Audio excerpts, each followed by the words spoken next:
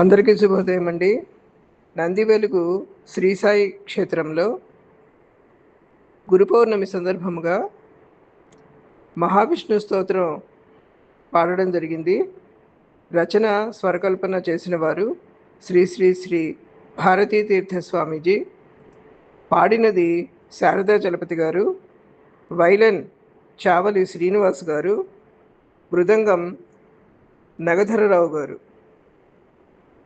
ఈ స్తోత్రం మీరందరూ కూడా విని ఆ స్వామివారి ఆశీర్వచనములు పొందండి.